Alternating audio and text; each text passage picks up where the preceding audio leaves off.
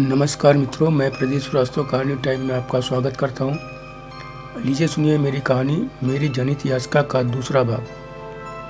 मंजली भाभी ने थाने में धारा 498 यानी दहेज प्रताड़ना कानून के तहत हम तीनों भाइयों पापा अम्मा के खिलाफ FIR दर्ज कराई थी।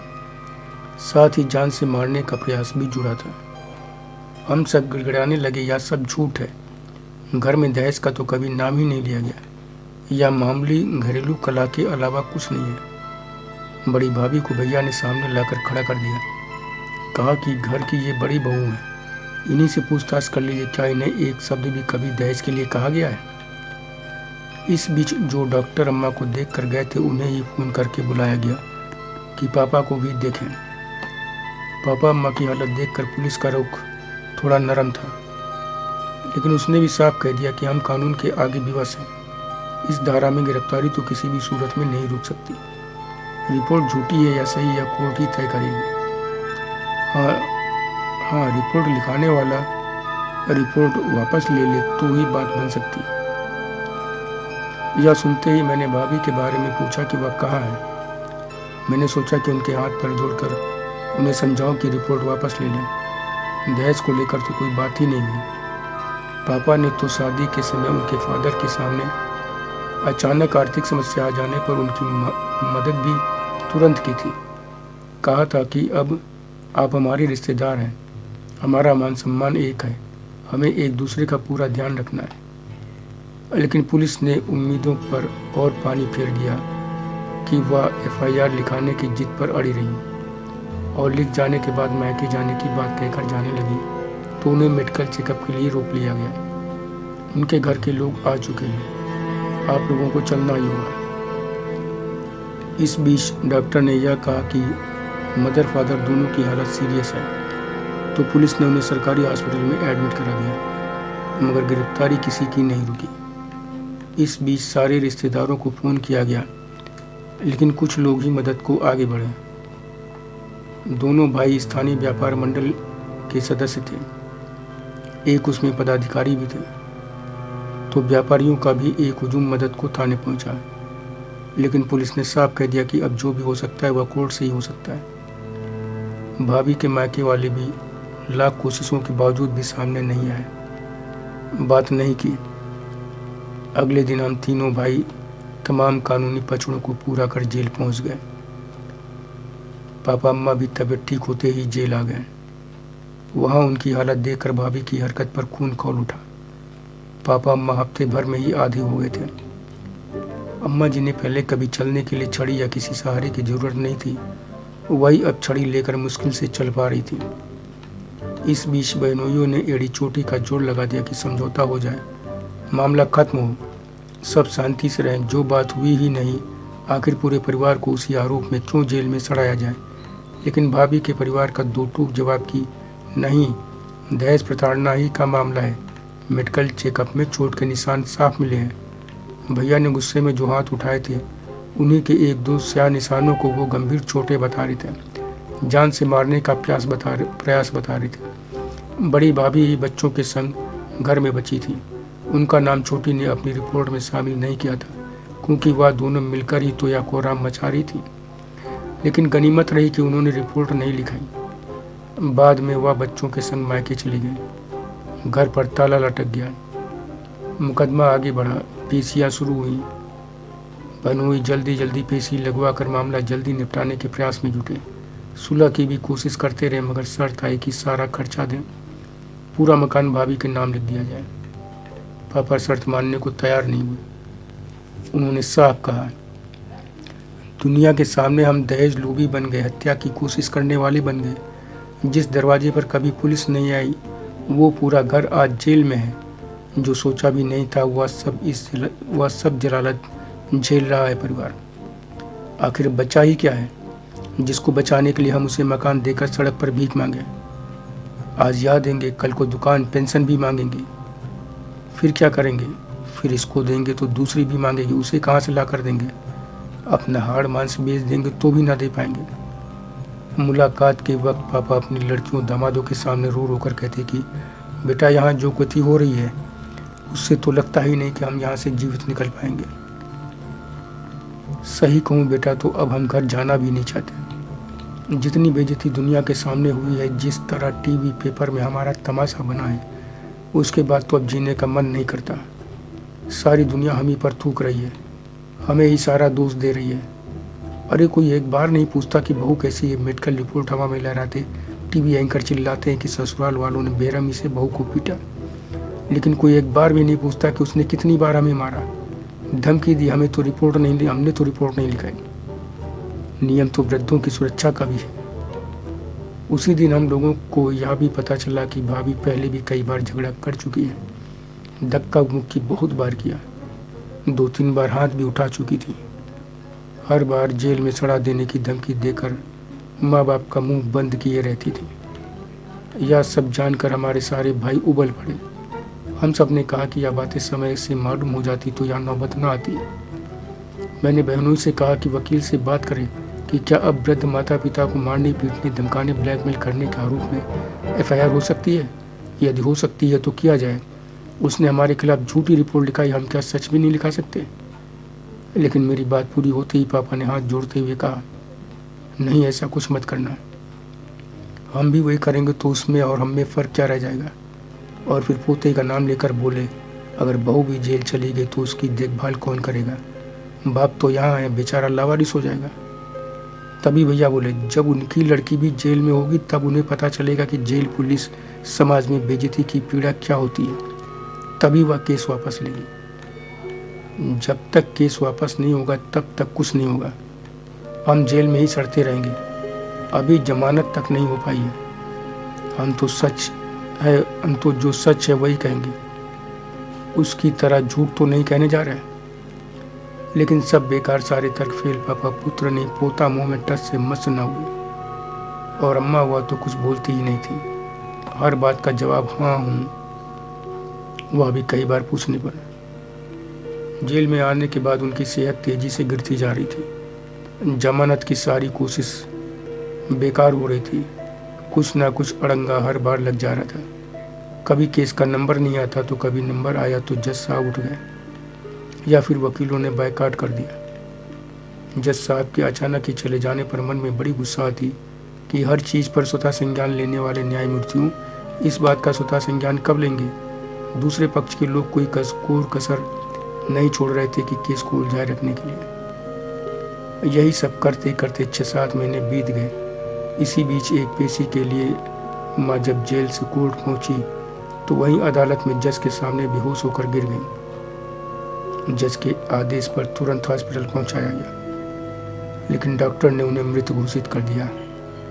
पता चला कि सडन कार्डियक अरेस्ट हुआ था। उनका हृदय अपनी बहू द्वारा धोखे से दी गई विपत्ति का बोझ नहीं सह पाया था। कोर्ट के आदेश पर हमें उनके अंतिम संस्कार के लिए छोड़ा गया। संस्कार पूरा करते ही हम फिर जेल में थे। पापा की हालत भी हमें बराबर भयभीत किए जा रही थी। इस बीच आर्थिक रूप से घर पूरी तरह से बर्बाद होने के कगार पर पहुंच गया। भाइयों की दुकानें उसी दिन से बंद थी। बहनों ही बराबर लगे रहे, पैसा भी खूब खर्च कर रहे थे। बहनें भी जब मिलने आई तो उनसे हम लोगों ने कह दिया थी जब बाहर आएंगे तो सारा पैसा दे देंगे।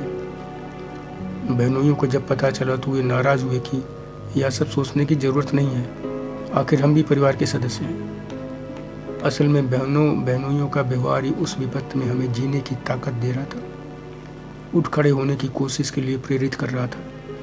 तो उन लोगों की मेहनत का परिणाम आया, हमें जमानत मिल गई। इस बीच बड़ी भाभी का भी हृदय परिवर्तन हुआ। उन्होंने आकर हम सबसे माफ़ी मांगी, कहा कि हम छोटी के बहकावे में आ गए थे, हमें बहुत पछतावा है। उनकी माफ़ी, उनके आंसू देखकर पापा ने उन्हें माफ़ कर दिया। उनके परिवार ने भी मदद शुरू कर दी। बड़ी भाभी के बयानों ने अहम भूमिका निभाई। कई साल मुकदमेबाजी के बाद अंततः हम जीत गए। सभी लोगों को कोर्ट ने बाइज्जत बरी कर दिया। छोटी और उसके माँ के वालों को सख्त चेतावनी मिली। पुलिस वालों को भी दोनों पक्षों की विवेचना ठीक से न करने के लिए चेतावनी मिली। तब पापा ने तमाम बातों के साथ या बहुत क्रोधित होकर कहा कि हमारी गिरफ्तारी पर तो यह मीडिया बड़ा चीखा था, लेकिन बाइज्जत बरी होने पर एक शब्द नहीं बोल रहा है। उसे तो यह भी नहीं मालूम कि हम बाइज्जत जीत गए हैं। ऐसे मीडिया से तो अच्छा है कि देश बिना मीडिया के ही रहे। उनका गुस्सा जायज ही था। लोअर कोर्ट, हाई कोर्ट में जीतने के बाद हमें शंका थी कि छोटी सुप्रीम कोर्ट जाइए। हालांकि वकील ने पूरा विश्वास दिलाया कि वो केस उनके इतना खिलाफ है, हाई कोर्ट ने ऐसा फैसला सुनाया है कि वहाँ केस पहली पेशी में ही खारिज हो जाएगा। मगर हम लोगों के मन से डर नहीं निकल रहा था। इसके पहले जमानत मिलने के बाद दोनों भाई किसी तरह अपना बिजनेस पटरी पर लाने में सफल हो गए थे। घर जो बहुत दिन तक बंद रहने के कारण भूत घर बन गया था, उसे हमने बहुत कोशिश की, बड़ी भाभी ने भी, लेकिन घर की रौनक नहीं लौटी। घर में हर तरफ माँ का आंसू भरा चेहरा दिखाई देता, लगता जैसे उनकी सिसकियाँ सुनाई दे रही हैं। बड़ी भाभी से भी अब किसी का पहले जैसा लगाव नहीं बन पा रहा था, भैया का भी। हालांकि भाभी अपनी तरफ से जी जान से लगी थी। हमेशा हंसी मजाक करने वाले बड़े भैया अब बहुत गंभीर हो गए थे। दोनों भतीजे भी शांत रहते थे। उनकी बाल सुलभ चंचलता, शरारत सब विलुप्त हो गई थी। पापा अब मशीनी मानव से बन गए थे। भाव इन चेहरा लिए कभी इधर तो कभी उधर बैठे रहते। रात में जागते मिलते, किसी से भी काम के अलावा कोई बात न करते। उनका मन बहला रहे, इसके लिए हम लोगों ने कोशिश की कि उन्हें दुकान पर बैठाया जाए, लेकिन वह चुप रहे। मगर गए नहीं। घूमने फिरने के लिए लाख कहने के बाद भी टस से मस नहीं होते। समय बीतने के साथ परिवार की जिंदगी चलने लगी। पापा अब फिर मेरी पढ़ाई को लेकर चिंतित हो गए। वह बोले, देखो तुम्हारी माँ तो यह इच्छा लिए मर गई कि तुम भी एक लाइन से लग जाओ। मैं चाहता हूँ कि तुम्हारी भी शादी करके अपनी जिम्मेदारियों से मुक्ति पालो। तुम्हारी माँ का मन था तुम्हारी शादी के बाद एक बार सारे परिवार के साथ रामेश्वरम जाने का, लेकिन उन दुर्भाग्य ने यह सब हमसे छीन लिया। अब ऐसी इच्छा करने की मैं हिम्मत भी नहीं जुटा पाता। बस इतना चाहता हूँ बेटा कि तुम पढ़ाई पूरी कर अपनी नौकरी वोकरी शुरू करो, अपने पैरों पर खड़े हो जाओ, किसी पर डिपेंड ना रहो। अब मेरा किसी पर भरोसा नहीं रहा। फिर पापा ने एक ऐसी बात कही कि मैं विचलित हो उठा। उन्होंने कहा, छोटी ने जिस तरह परिवार को बर्बाद किया, कानूनी पक्षों से जो अनुभव मिला, उसे देखते हुए मैंने यह तय किया है कि तुम सबको अलग अलग कर दूं, जिससे भविष्य में कोई समस्या ना खड़ी हो। माना अभी तुम भाइयों में सब कुछ बहुत अच्छा है, लेकिन मेरे बाद क्या होगा, इसको लेकर मेरे मन में बहुत डर है। अभी दोनों भाई मिलकर रह रहे हो, कल को सब अपने परिवार के साथ ही होंगे, पत्नियों के साथ ही होंगे। उनकी पत्नियों ने जो रूप दिखाया है, उससे मैं यही मानकर चलता हूँ कि एक साथ रहने पर कभी शांति नहीं रहेगी। इसका एक ही समाधान मेरे दिमाग में आता है कि सब लोग अलग अलग घरों में रहो। रिश्ते अच्छे रहें तो बोलो, नहीं तो नहीं। ये मकान ऐसा बना है जिसमें चाहकर भी अलग अलग नहीं रहा जा सकता, इसलिए यह मकान बेच दूंगा।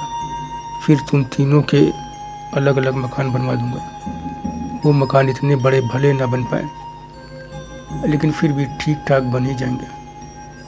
हाँ, वो दोनों और पैसा लगा देंगे तो अपना मकान जैसा चाहेंगे वैसा बनवा लेंगे।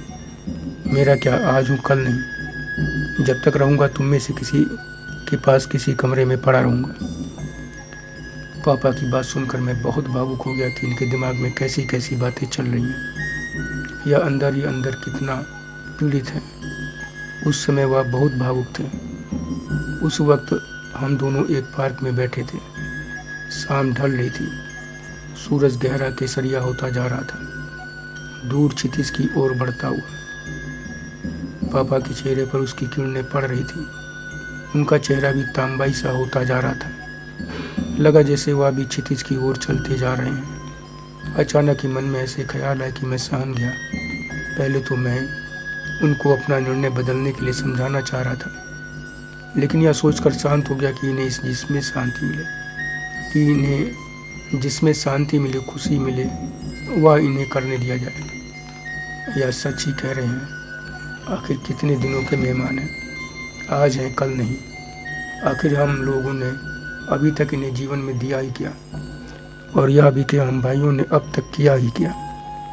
अब तक जो कुछ भी है सब इन्हीं का किया तो है। बेचना चाहते हैं मकान, इसी में इन्हें संतुष्टि मिलती है तो यही अच्छा है। फिर जो बात कह रहे हैं वह एक कटु सत्य है। उनका निर्णय बहुत व्यवहारिक है। उसी दिन पापा ने रात को खाने के बाद भाइयों को बुलाकर अपने मन की बात कह दी। भाइयों के लिए भी यह एक झटका था, वैसे ही जैसे मुझे लगा था। मगर पापा ने किसी से सलाह न मांग कर एक तरह से अपना निर्णय सुनाया था। अपनी तरह से उन्होंने किसी को कोई रास्ता नहीं दिया था, कोई विकल्प रखने का। मैं तो यही चाहता था कि जो भी हो उनके मन का हो, जैसे भी हो वह खुश रहे। इन सबसे बड़ी बात यह कि मैंने देखा कि शुरू में तो दोनों भाइयों के चेहरे पर सांप जैसे भाव उभरे थे, लेकिन कुछ पल बाद भाव ऐसे हुए कि उनसे समझा जा सकता था कि पापा का यह निर्णय उन्हें भा गया है। फिर क्या था, मकान बेचने, अलग अलग 3 प्लाट खरीदने का काम जोर शोर से शुरू हो गया। पापा इस पक्ष में भी नहीं थे कि प्लाट अगल बगल और एक ही मोहल्ले में हो। प्लाट उम्मीदों से कहीं ज़्यादा महंगे मिल रहे थे, इसलिए भाइयों ने लोन लिया। अलग अलग मोहल्ले में 3 प्लाट लिए गए। मेरे प्लाट का भी पेमेंट भाइयों ने किया। पापा ने कहा मकान बिकने पर उसमें से ज़्यादा हिस्सा तुम दोनों को दे दिया जाएगा। कोशिश रंग लाई, तीनों मकान बिक गए, तीनों मकान बन गए। कोशिश रंग लाई, तीनों मकान बन गए। दोनों भाइयों ने कोशिश करके अपने अपने मकान बड़े बड़े बनवा लिए। मेरे लिए मुश्किल से 3 बेडरूम का छोटा सा मकान बन सका, क्योंकि अच्छी खासी रकम प्लाट के एवज में भाइयों को भी दी गई थी। फिर वह दिन आया जब परिवार 3 टुकड़ों में अलग अलग घरों में रहने लगा। वही परिवार जिसे मोतियों की तरह चुन चुन कर बनाने में पापा अम्मा ने अपना जीवन लगा दिया था। दोनों भाइयों ने पापा को अपने अपने पास रखने की पूरी जिद की। मैं अब भी विश्वास से कहता हूँ कि उन्होंने वह जिद पूरी ईमानदारी से, पूरे मन से नहीं की। मैं अब भी विश्वास से कहता हूँ कि उन्होंने वह जिद पूरी ईमानदारी से, पूरे मन से नहीं की गई थी। पापा ने मेरी तरफ इशारा करते हुए कहा, अभी मुझे इसी के साथ रहने दो। मकान ही अलग हुए हैं, हम लोग अलग नहीं हुए हैं। यह बात पूरी करते ही वह एकदम फूट कर रो पड़े थे। आखिर वह इतना दर्द कैसे सहते। पूरा जीवन लगाकर उन्होंने अपने सपनों का जो संसार बसाया था वह कहाँ बचा पाए थे। सब तो बिखर गया था। अपने सपनों का संसार बिखरने का गम उनसे ज्यादा हम कहाँ समझ सकते थे। तो हम सब उन्हें चुप कराते रहे। पापा इसी तरह उस दिन भी रोए थे जब मकान बेचने के बाद चाबी नए मकान मालिक को सौंपी थी, और तब भी जब मकान से सामान निकाला जा रहा था। नए मकान में पहला दिन हम माँ बाप बेटे का ऐसे कटा जैसे किसी भूत मकान में बंद कर दिए गए हों। टीवी भी देखने का मन नहीं हो रहा था। कभी इधर बैठते, कभी उधर। खाने पीने की चीज़ें बहुत भरी हुई थी। कुछ मैं लाया था और ज़्यादातर भाइयों ने लाकर भर दिया था। पहली रात बस यूं ही कट गई। ठीक से नींद नहीं आई। अगले दिन एक बहन अपने परिवार के साथ आ गई। 2 दिन अच्छे कट गए। भांजे भांजियों की उछल कूद में पापा का मन लगा रहा, लेकिन उनके जाते ही फिर वही उदासी। लेकिन हमारी बहनों जैसी बहनें कम ही होती हैं, और बहनों भी। उदासी भरे 4 दिन ही कटे थे कि दूसरी बहन भी आ गई। पूरा परिवार हफ्ते भर रुका रहा। बड़ी चहल पहल रही घर में। बहन बहनोई जब तक रहे तब तक हर दिन पापा से बराबर कहते रहे कि आप दोनों हमारे साथ चले, वहीं रहें जब तक समीर की शादी नहीं हो जाती। लेकिन पापा ने कहा, बेटा जब तक ऐसे चल रहा है तब तक चलने दो, जब नहीं चलेगा तब कुछ सोचा जाएगा। हाँ, मन जब उबेगा तब तुम सबको फ़ोन कर दूंगा। जैसा हो सके तुम लोग समय निकाल कर आते रहना। दोनों भाई सुबह शाम दोनों टाइम आते, चाय नाश्ता खाना पीना लेकर आते। दुकान से एक नौकर आकर झाड़ू पोछा का काम कर जाता। हमने पापा ने बार बार मना किया कि यह ना करें, हम लोग कर लेंगे। इस पर भाइयों का सीधा जवाब होता कि या तो साथ चलो, नहीं तो हमें जो कर रहे हैं करने दो। भाभी भी हर दूसरे तीसरे दिन आती, और जब आती तब घर चलने की जिद जरूर करती। पापा से मुझसे बार बार माफ़ी मांगती, कहती घर चलिए, आखिर सब आप ही का है, अपने ही घर चले चलना है। आखिर में जब माफ़ी मांगती तो मैं देखता पापा के चेहरे पर अजीब से भाव आ जाते, जैसे बड़ी कसैली से कोई चीज़ खा ली हो। आखिर एक दिन उन्होंने बोल दिया गहरी सांस लेते हुए, तुमने तो बस गलती कर दी, बहक गई छोटी के बहकाने से, लेकिन यहाँ तो पूरा घर बर्बाद हो गया, तहस नहस हो गया, मेरे बच्चों की ज़िंदगी, सबका जीवन बर्बाद हो गया। पूरी दुनिया में परिवार की बेइज्जती हुई, मेरे बच्चों की माँ मर गई, इसका मैं क्या करूँ? पूरी दुनिया की दौलत दे दूँ तो भी इनमें से कुछ मिलने वाला नहीं। सबके मन में गांठें पड़ गई हैं, वो अब खत्म होने वाली नहीं है। लाख जतन करूँ तो भी गांठ बनी रहेगी। अरे पहले ऐसे ही नहीं कहा गया था कि रहीमन धागा प्रेम का मत तोड़ी चटकाए, और जोड़े से फिर ना जुड़े, फिर जुड़े गांठ पड़ जाए। मगर अब तो दुनिया पहले की सारी बातों को बेकार बेहुदा समझती है, और जब तक उन्हें कुछ समझ में आता है तब तक उनके हाथ से सब निकल चुका होता है। उनके पास सिवाय पछताने के और कुछ नहीं बचता। अपने यहाँ यही हुआ है, जो गांठ पड़ गई है वह अब खत्म होने वाली नहीं है, इसलिए अब जैसा चल रहा है उसे वैसे ही चलने दिया जाए। आखिर यह भी तो कहा गया है कि प्रेम की भी अत नहीं होनी चाहिए, ज़्यादा मिठाई में कीड़े लग जाते हैं। उस दिन पापा की यह बात सुनकर भाभी बहुत गंभीर हो गई थी। मुझे ऐसा लगा कि जैसे पापा जानबूझकर इतना सख्त हो रहे हैं कि जिससे भाभी दूर रहे। वैसे भी उन्होंने जो किया उसके बाद तो हमें उनसे नहीं बोलना चाहिए था। पापा तो कम से कम बोल रहे थे। उस दिन के बाद भाभी ने कभी चलने के लिए नहीं कहा। पापा मुझसे जल्दी से जल्दी पढ़ाई पूरी करने के लिए बराबर कहते। वैसे भी इस समस्या के कारण मेरे कई साल बर्बाद हुए थे। कई बार मन पढ़ाई बंद कर देने का भी हुआ, लेकिन पापा और भाइयों के प्रोत्साहन से मैं संभल गया। इस बीच मंझले भैया ने छोटी को तलाक दे दिया। जब तलाक की नोटिस पहुंची थी तो उनके फादर दौड़े आए थे कि जो हुआ उसे भूल जाइए, इंसान से गलतियां हो ही जाती हैं। आजकल लड़की की पहली शादी ही इतनी मुश्किल से होती है, डाइवोर्सी की कहाँ हो पाएगी, बच्चे का क्या होगा, उसका तो भविष्य ही चौपट हो जाएगा। पापा उन्हें देखते ही बिखर पड़े थे।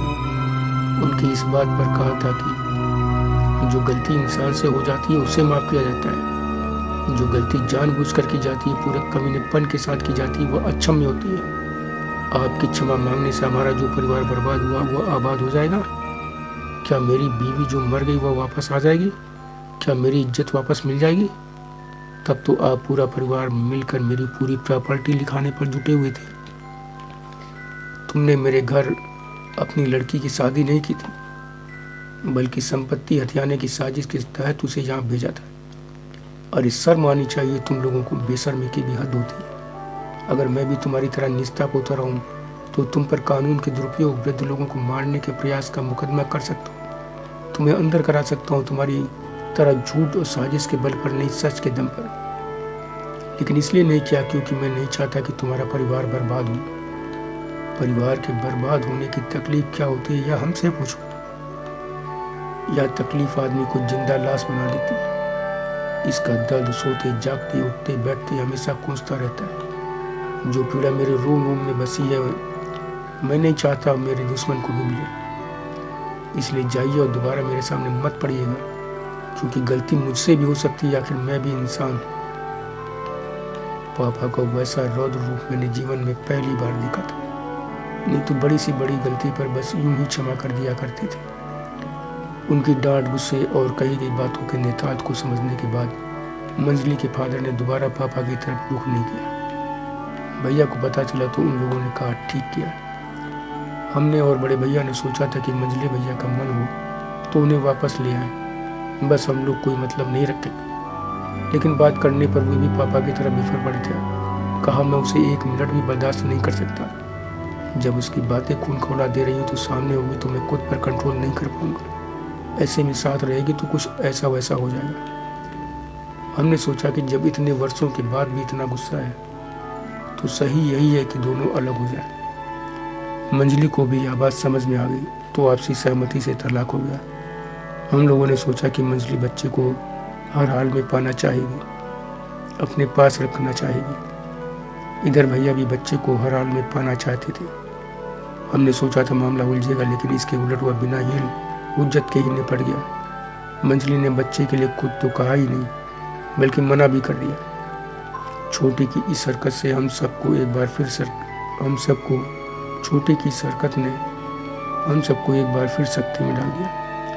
हम आश्चर्य में थे कि माँ अपने स्वार्थ में इस कदर अंधी हो जाएगी कि अपने बच्चे से मुंह मोड़ लेगी। सोचा कि हो सकता है घर वालों ने दबाव डाला हो कि बच्चे की परवरिश कैसे करोगी, दूसरी शादी में यह बच्चा बड़ी बाधा होगा। कोई कुछ भी समझाए, लेकिन क्या अपने बच्चे के प्रति माँ की ममता अब इतनी कमजोर हो गई है कि वो उसे अपने पास अपना नफा नुकसान देख कर रखेगी। हमारे हृदय उस वक्त चीत्कार कर उठे थे। जब उसने बच्चे को दिया तो वह चीख चीख कर मम्मी मम्मी चिल्लाता रहा, लेकिन छोटे की आंखें भीगी भर थीं, जबकि भैया बच्चे को गले से लगाकर रो पड़े थे। हम लोगों के भी आंसू उसका रोना सुनकर नहीं रुक रहे थे। लेकिन मंजली ने कोर्ट में बच्चा देकर जैसे उससे मुक्ति पा ली, अपने परिवार के साथ मुड़ी और चली गई। मुड़कर एक बार देखा तक नहीं, बच्चे ने चीख चीख कर उल्टी कर दी। नाक से पानी निकल आया, हिचकियां बंद गई, पस्त हो गया, निडाल होकर बाप के कंधे पर लटक गया था। तब तक भैया इतना भावुक हो गए थे कि बेटा बड़ा हो चुका था, लेकिन उसे गोद से नीचे तभी उतारा जब गाड़ी में बैठे। बड़े प्रयासों के बाद वह घर में मिक्सअप हुआ। दूसरी पर शादी की बात है तो भैया बोले, एक से इतना कुछ मिल गया है कि जी भर गया, दूसरी न जाने कौन सी दुनिया दिखाएगी, मेरे बेटे का पता नहीं क्या करेगी। उनकी आशंका अपनी जगह ठीक थी, मगर हम सब परेशान थे कि कैसे कटेगा उनका जीवन, मगर वो किसी के समझाने से नहीं समझे। इस विषय पर बात होते ही बिगड़ जाते। बेटा भी धीरे धीरे बाप के साथ ऐसा मिला कि उनके बिना एक पल अलग नहीं रहता। बाप बेटा एक दूसरे की छाया बन गए थे। बड़ी भाई भी उससे जब भी मिलती तो उसे माँ का प्यार देने का पूरा प्रयास करती। बाबा को जैसे प्राण मिल गए थे। कहने को मंजले भैया अलग रहते थे, लेकिन बेटे के आने के बाद उनका ज़्यादा समय बड़े भैया के यहाँ ही बीतने लगा। मैंने देखा इन बातों से पापा को बड़ी राहत मिलती थी। इस बीच मैंने एमएससी कर ली तो पापा ने कहा, अच्छा होता कि पीएचडी कर लो, जिससे कहीं कॉलेज में जॉब मिल जाए, फिर आगे प्रोफेसर वगैरह हो जाओ। एमएससी वगैरह करके कोई फ़ायदा नहीं। फिर लगे हाथ यहाँ जोड़ देते कि जल्दी कहीं लाइन से लग जाओ तो तुम्हारी भी शादी कर दूँ, मुक्ति पाऊँ जिम्मेदारी से। तुम्हारी माँ भी ऊपर यही सोच रही होगी। आखिर पापा की जिद के आगे मैंने पीएचडी के लिए कदम बढ़ाया। हालात ऐसे बने कि पीएचडी के लिए दिल्ली के एक संस्थान में पहुंच गया। वहाँ भी बड़े पापड़ बेलने पड़े। जो प्रोफेसर साहब मिले उनकी तुनक मिजाजी और पैसे के लिए हमेशा मुंह बाहर रखने की आदत ने मेरी हालत ख़राब कर दी। हॉस्टल मिल नहीं पाया, किराए पर रहना बड़ा मुश्किल हो गया। प्रोफेसर साहब की आदतों के चलते 1 साल तो देखते देखते निकल गया। उनकी सेवा में जितना समय देता वही काफ़ी नहीं था। बहुत सी चीज़ों के लिए फ़ोन आता कि समीर आते समय यहाँ लेते आना। समीर सामान ले जाता तो कभी पैसा ना देते। पापा जितना पैसा भेजते थे वह दिल्ली में अलग मकान लेकर रहने के लिए कम पड़ रहे थे। ऊपर से प्रोफेसर साहब की सेवा में लगने वाला खर्च मेरी हालत को नाजुक किए जा रहा था। शोध के नाम पर प्रोफेसर साहब से जब कोई बात करता है तो उनका एक ही जवाब होता है, समीर अभी तुम अपने विषय को ठीक से समझ नहीं पाए हो, अभी और आगे बढ़ना मुझे उचित नहीं लगता। जिस दिन मुझे लगेगा कि आगे बढ़ना है आगे बढ़ेंगे, ठीक है। हर बार यही रटा रटाया जवाब सुनकर मैं परेशान हो जाता। परेशान होकर मैंने अपने एक अन्य दोस्त से बात की जो एक अन्य प्रोफेसर साहब के मार्गदर्शन में पीएचडी कर रहा था। उसने कहा, ये मानकर चलो या 2 साल से पहले खिसकने वाला नहीं है, तब तक तुम और स्टडी करते रहो। कुछ और सीनियर से अपनी समस्या शेयर की। सब एक सा बोले। मैंने कहा, ये क्या रिसर्च हुई? तो एक ने कहा, देखो परेशान होने की ज़रूरत नहीं है, ये सर बहुत अच्छे हैं। 5 साल होते होते तुम्हें पीएचडी वगैरह सब अवार्ड हो जाएगी। लगे रहोगे तो कहीं किसी कॉलेज में लगवा देंगे। बस लगे रहो। उन सब की बातें सुनकर मैं बड़ा निराश हुआ। उन प्रोफेसर का नाम तो बहुत सुना था कि वह तेज तर्रार कड़क मिजाज आदमी है, अपने विषय के चुनिंदा विद्वानों में से एक है। यह सब देखकर सोचा कि लोगों ने जो बताया था वह गलत था या मैं गलत सुन रहा था।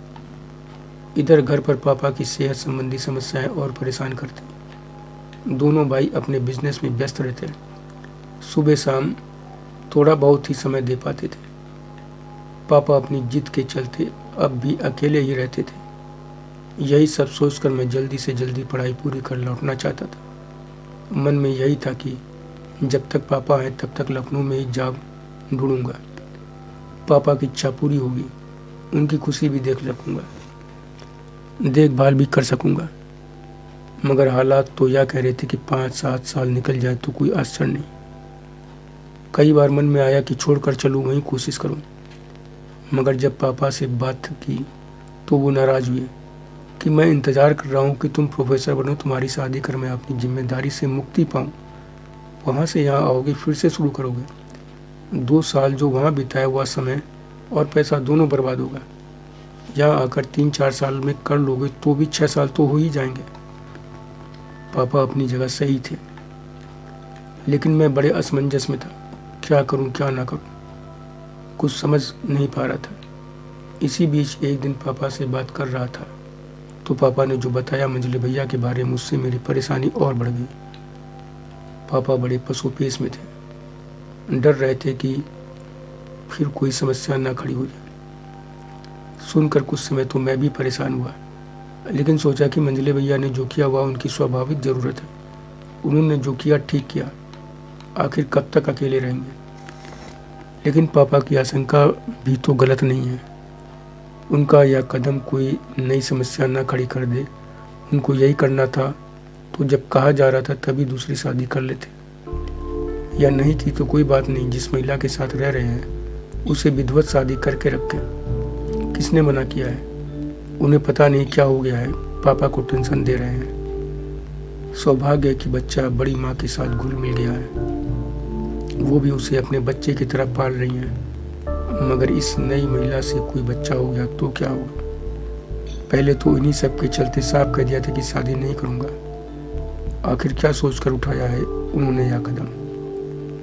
अपनी उलझन शांत करने के लिए मैंने बड़े भैया को फ़ोन करके पूछा कि क्या मामला है, तो उम्मीद से एकदम अलग उन्होंने दो टूक जवाब दिया कि मुझे कुछ नहीं मालूम, उनका पर्सनल मैटर है, जो चाहे करें, मुझे कोई लेना देना नहीं। अब मैं किसी चक्कर में पड़कर अपनी लाइफ और नहीं बर्बाद करना चाहता। अब सब लोग बड़े हो, जिसे जो ठीक लगे वह करो।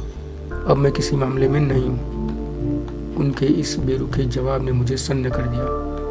कभी सपने में भी नहीं सोचा था कि वो ऐसा जवाब देंगे और मंझले भैया ऐसी हरकत करेंगे। वही मंझले भैया जिनके लिए कहा जाता था कि इस मामले में वो बहुत संकोची, शर्मीले हैं, लेकिन वो तो एकदम डबल निकले। यह सब जानकर मेरा मन एकदम घबरा गया कि पता नहीं पापा कैसे हैं। ये दोनों भाई इस तरह जवाब दे रहे हैं, ऐसा बेरुखा व्यवहार मुझसे कर रहे हैं, तो पापा के साथ क्या कर रहे होंगे। मैं पापा की हालत का अनुमान कर घबरा उठा। मैं उसी दिन बिना रिजर्वेशन कराए ही रात को लखनऊ के लिए चल दिया। रिजर्वेशन तत्काल में भी नहीं मिला। ट्रेन में धक्के खाते सवेरे जब घर पहुंचा तो मेरी आशंका सच निकली। पापा पूरी तरह उपेक्षित घर में अकेले पड़े थे। घर की हालत बता रही थी कि उनकी देखभाल कोई नहीं कर रहा था। कम से कम 3-4 दिन से सफाई वगैरह कुछ नहीं हुई थी। फ्रिज में कई दिन का खाना पड़ा था, कुछ फल थे, मतलब पापा खाना भी नहीं खा रहे थे। दरवाजे पर मैंने पापा को जिस हालत में देखा हुआ मेरे अनुमान को 100% सही ठहरा रहा था। वो मुझे देखकर चौंक गए थे क्योंकि मैंने आने की कोई सूचना नहीं दी थी। पैर छूकर मैंने कहा, पापा बस अचानक ही प्रोग्राम बन गया था। पैर छूकर उठा तो उन्होंने गले से लगा लिया। मैंने भी उन्हें बाहों में भर लिया। बाप बेटे दोनों ही की आंखें नम हो गई थी। मेरी आंखें माँ को ढूंढ रही थी। पापा को सोफे पर बैठा कर मैं किचन में इसी उद्देश्य से गया था कि कुछ चाय नाश्ता बनाऊं, लेकिन जो देखा उससे मन बहुत दुखी हुआ। माँ की याद में खोया जा रहा था। बार बार आंखों में आंसू आ जा रहे थे। रात में भी खाना नहीं खाया, तब भूख भी बड़ी तेज लगी हुई थी, मगर कहता किससे।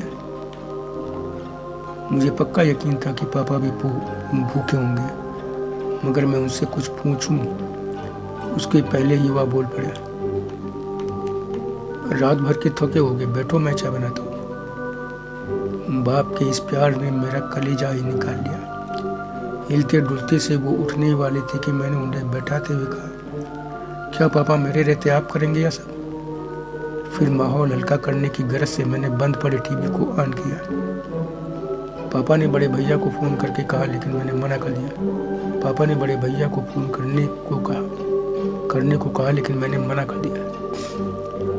उन लोगों के रवैये से मुझे बड़ा गुस्सा आ रहा था। मैंने कपड़े भी चेंज नहीं किए। पहले गया पास की दुकान से दही जलेबी खस्ता चाय ले आया। किचन इतना गंदा था कि बिना साफ किए कुछ नहीं बना सकता था। थकान के कारण मेरा यह सब करने का मन नहीं हो रहा था। नाश्ते के बाद मैंने पापा से पूछा, क्या भैया लोग नहीं आ रहे? क्या हाल हो रहा है घर का? खाना पीना भी अस्त व्यस्त है। आपकी सेहत बता रही कि कुछ खा पी नहीं रहे हैं। पापा बात टालते हुए बोले, देखो हर समय कोई किसी के साथ नहीं रह सकता, और खाना पीना भी सब आता रहता है, चिंता की कोई बात नहीं है। अब उम्र हो गई है, हमेशा एक साथ तो नहीं रहूँगा ना। मुझे अब चिंता है तो बस तुम्हारे करियर की, शादी की, बस, और किसी चीज़ की परवाह नहीं। और जब तक यह हो नहीं जाता तब तक मुझे कुछ नहीं होने वाला। पापा साफ साफ सब कुछ छिपा रहे थे, लेकिन मैंने उनसे बहस करना उचित नहीं समझा। उन्होंने मंझले भैया के बारे में बहुत सी बातें की। कहा उससे यह उम्मीद नहीं थी। मैं डाइवोर्स के बाद ही दूसरी शादी के लिए कह रहा था, लेकिन तब तैयार नहीं हुआ, और अब यह सब हो रहा है। पता नहीं कौन सी औरत है, कैसी औरत है, क्या होगा समझ में नहीं आ रहा। मैंने कहा वो समझदार है, वो अपनी ज़िंदगी अपने हिसाब से जीना चाह रहे हैं, तो जीने दीजिए, आप चिंता मत करिए। आखिर में जाकर पापा ने भाइयों द्वारा अपनी उपेक्षा की बात भी कह डाली। उनकी बातें सुनकर मुझे लगा कि अब उन्हें अकेले छोड़कर मेरा दिल्ली जाना संभव नहीं है। शाम को भाइयों से मिलने गया। बड़े ने फॉर्मेलिटी अच्छी की, भाभी ने भी। हाँ, बच्चे पहले ही की तरह प्यार से मिले। बड़े भाई ने एक बार भी यह नहीं कहा कि सुबह से आए हो, फ़ोन तक नहीं किया। पढ़ाई लिखाई कैसी चल रही, कुछ भी नहीं पूछा। मंजिले के पास पहुंचा तो उन्होंने यह शिकवा जरूर किया कि सुबह से आए हो तो बताया तक नहीं। हाल चाल पढ़ाई लिखाई भी पूछी। फिर मुझसे न रहा गया तो मैंने महिला की बात छेड़ दी। तो उन्होंने एक लंबी चौड़ी दास्तान बताते हुए इतना कहा कि हम दोनों परिचित तो काफ़ी समय से हैं। जो सीए हमारे यहाँ काम देखता है वह उसी के ऑफिस में काम करती है। पहली बार वहीं मिली थी। फिर बात इतनी बड़ी कि यहाँ तक पहुँच गई। वह भी डाइवर्सी हैं, बुलंदशहर की रहने वाली है। मैंने कहा जब बात यहाँ तक पहुँच गई है तो शादी कर डालिए, भले ही मंदिर में। विभव की माँ की कमी पूरी हो जाएगी, लोग कुछ कहना सुनना बंद कर देंगे। मेरे इतना कहते ही भैया तमक कर बोले, देखो मुझे दुनिया की परवाह नहीं है, मेरे लिए जो ठीक है वह मैं जानता हूँ, वही कर रहा हूँ। मैं पहले ही कह चुका हूँ कि अब मैं शादी वादी का झमेला नहीं पालना चाहता। विभव जब तक भाभी के पास रह रहा है ठीक से तब तक ठीक है, नहीं तो यहीं ले आऊँगा। फिर जितना उसे मैं जान पाया हूँ उस हिसाब से वह भी शादी वादी के झमेले में नहीं पड़ना चाहती।